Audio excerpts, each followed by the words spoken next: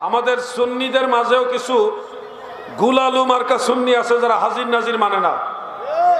গুল আলু, তারা ওয়াহাবিদেরকে খুশি করার জন্য তাদের সাথে তাল মিলে চলে আর সুন্নিদেরকে ভণ্ড বলে। এই গুল আলু মার্কা সুন্নিদের থেকে সাবধান। আগে দাদার জামানায় দরবার সুন্নি ছিল, বাবার জামানায় হাফ সুন্নি হাফ ওয়াহাবি হয়েছে, আর নাতির জামানায় পুরা ওয়াহাবি হয়ে গেছে। তৈয়ার তো করে দিয়ে গেছে আল্লাহর ওলি।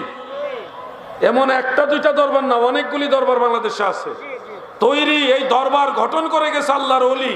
তৈয়ার জায়গা পাইয়া বাপের ফুলা নাতি হইয়া ওয়াহাবিদের ট্যাবলেট এখন বিক্রি করা শুরু করছে। এরা যদিও সিলসিলায় হক, সিলসিলায় যদি সঠিক, দরবারও যদি সঠিক, সিলসিলাও যদি সঠিক, দরবারও যদিও সঠিক, কিন্তু এই লোকগুলি ওয়াহাবিদের দালাল, এদেরকে অনুসরণ করা যাবে না। আমি নাম বললাম না, যারা বুঝার বুঝে নেবেন। আকীদার ক্ষেত্রে কোনো সার নাই। আকীদার ক্ষেত্রে আমি আমার পীরের আওলাদকে সারি নাই। যেদিন শুনলাম বলতেছে যিনি মুর্শিদ তিনি রাসূল, ইহাতে নাই কোনো ভুল, খোদাও সে হয়, সেদিনই আমি তালাক দিয়ে দিছি। এই লোক নিজেও জাহান্নামে যাবে, আমারও নিয়ে যাবে। আমি জেনে শুনে এরকম ভুল করতে পারি না। আমার পীর কেবলা জানি শিক্ষা দিয়ে যায় না। আমার হুজুর বলছে, বাবা পীর মাকসাদ না, মাকসাদ হলো আল্লাহ এবং আল্লাহ রসুল। পীর হলো আল্লাহ এবং আল্লাহ রসুল পাওয়ার উসিলা। পীর হলো আল্লাহ রসুল পাওয়ার উসিলা, জান্নাতে যাওয়ার উসিলা, ইলমে মারিফত পাওয়ার উসিলা, আল্লাহ চিনার উসিলা, আল্লাহ জানার উসিলা, আল্লাহ পাওয়ার উসিলা হলো মুর্শিদে কামেল। ঠিক না বেঠে? এখন যদি আমি ডাইরেক্ট পীরেরই আল্লাহ বানায় দেই, ভয়ঙ্কর। হিন্দুরা তো মূর্তি পূজা করে, কিন্তু মূর্তিকে আল্লাহ বলে না, দেবতা বলে, দেবতা, আল্লাহ বলে না। আর আপনি যদি পীর সাহেবকে ডাইরেক্ট খুদা বানায় দেন, পীরই খুদা, তাহলে তো আপনি হিন্দুর চাইতে আরো ভয়ঙ্কর।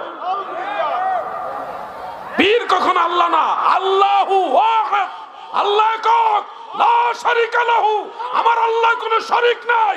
যেই ব্যক্তি আল্লাহর সাথে শরীক করবে সে কখনো পীর না, পীরজাদা হতে পারে না, সে মুসলমানই হতে পারে না। এগুলো বেঈমান, বেঈমান, বেঈমান।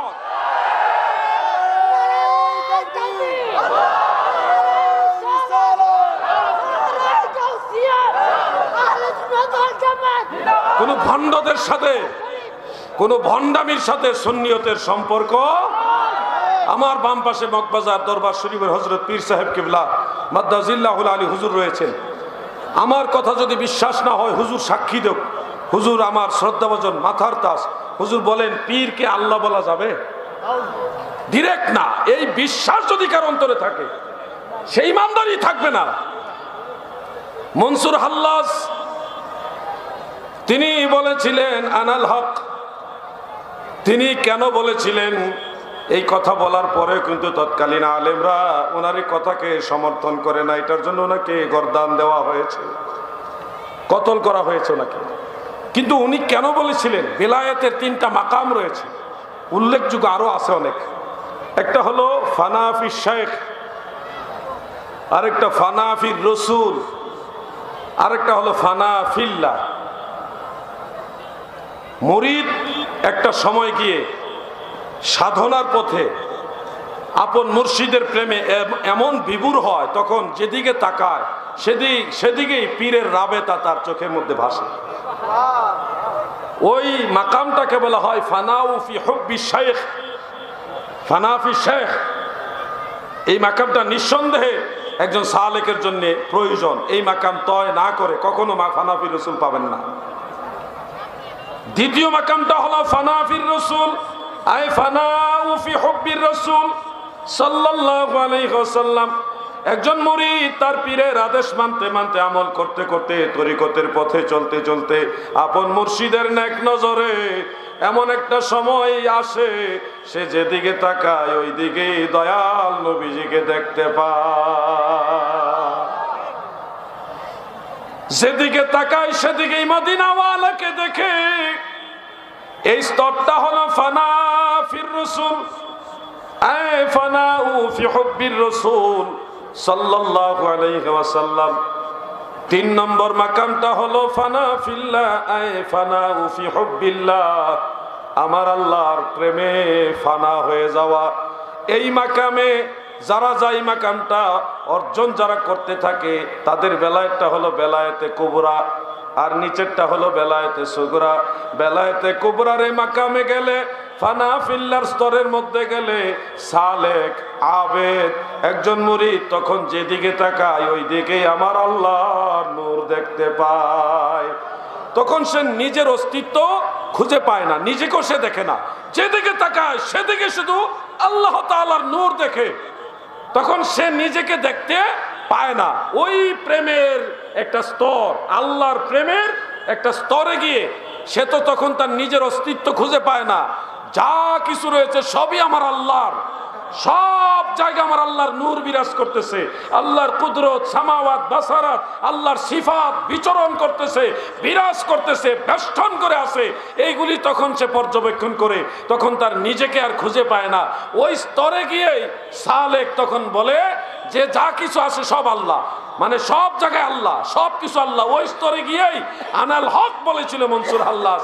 এটা একটা বিশেষ স্তরের কথা, একটা মাকামের কথা। আর এই কথাই না দলিল দিতেছে যিনি মুর্শিদ তিনি খোদা।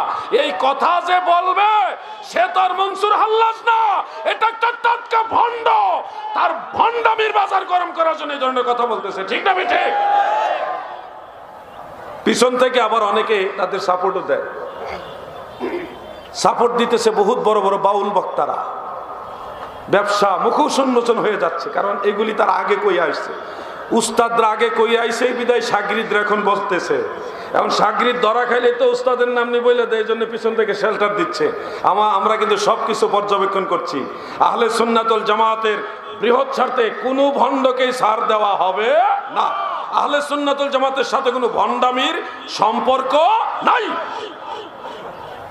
যিনি মুর্শিদ তিনি খোদাই দিন, এই কথা যেদিন আমার পীরের আওলাদও বলছে ওদিন আমি ওনাকে বাদ দিয়ে দিছি। এটা ইমানি ব্যাপার, তামাশা না। পীর মুরিদি তামাশা না, এটা ইমানি ব্যাপার। অনেক কঠিন পথ এটা। আপনাদেরকে বলবো, আপনাদেরকে আহ্বান করব যে কামেল মুকাম্মেল পীর ও মুর্শিদের সোহবতে যান, তাহলে আপনাদের আত্মার জগতে উন্নতি হবে, তাজকে নফস হবে, আত্মশুদ্ধি হবে, দয়াল নবীর দিদার পাবেন। আপন মুর্শিদ, কামেল মুকাম্মেল মুর্শিদ আল্লাহ রসুলের সাথে আপনার পরিচয় করায় দিবে। এরকম বহু লোক আছে যাদেরকে আমি ব্যক্তিগতভাবে চিনি, যারা পীর ও মুর্শিদ এবং মদিনাওয়ালাকে স্বপ্নে যুগে দেখেছে, আল্লাহর রসুলকে আপন মুর্শিদ পরিচয় করে দিছে। বাবা, ইনি আমাদের দয়াল নবীজি। সুবহানাল্লাহ। আমরা নবীজিকে দেখতে চাই কিনা? সবাই বলেন চাই কিনা? তাহলে কামেল পীরের সোহবতে যান, তিনাদের নসিহত গ্রহণ করেন। যারা কামেল পীর তিনারাই সত্যিকার অর্থে রসুলে পাকের নায়েক। কামেল মোকাম্মেল পীর নায়েবে নবী রসুলের খুরশিদেশ কাশ বাবা অমূল্য রতন গো, আজ আমার আখেরি পীর আমি কোথায় গেলে পাবো গো। একজন শায়ের, একজন আশেক এই কথাটা বলেছেন। এই জন্য কামেল মুকাম্মেল পীর তিনাদের সোহবতে বসাটাও অনেক নসিবের ব্যাপার, ভাগ্যের ব্যাপার।